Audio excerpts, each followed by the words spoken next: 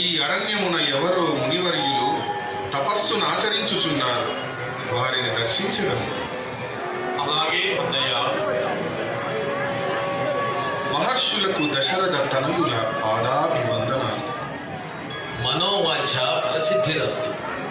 ఆయన రామచంద్ర, అందరూ కుశలమే కదా? ఈ అరణ్య పయనమునకు కారణమేమిటి నాయన? పితృవాక్య పరిపాలన బద్ధులై అరణ్యవాసమునర్చుచున్న మమ్ములను ప్రవేశించినాము.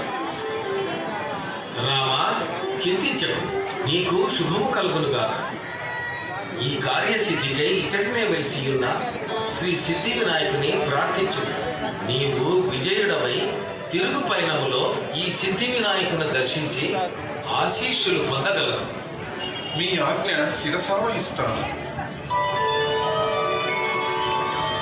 ఏకదంతం మహాకాయం తప్తకాంచన సన్నిభం లంబోదరం విశాలాక్షం వందేహం గణనాయకం సర్వవిఘ్నహరం దేవం సర్వవిఘ్న వివర్జితం సర్వసిద్ధి ప్రదాతారం వందేహం గణనాయకం వందేహం గణనాయకం.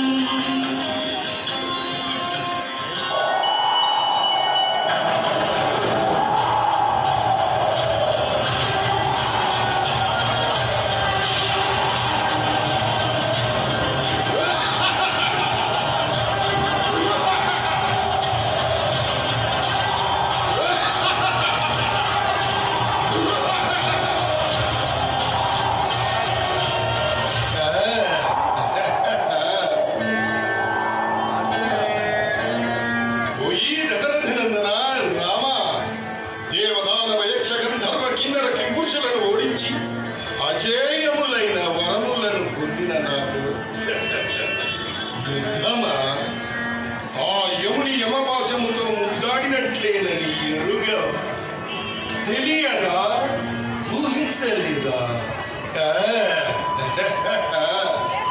ఓ రావణ బ్రహ్మ, పరమశివ భక్తుడవైన నీవు పరస్త్రీ వ్యామోహం వలన పొందిన వరములన్నీ నిర్వీర్యము చేసుకున్నావు.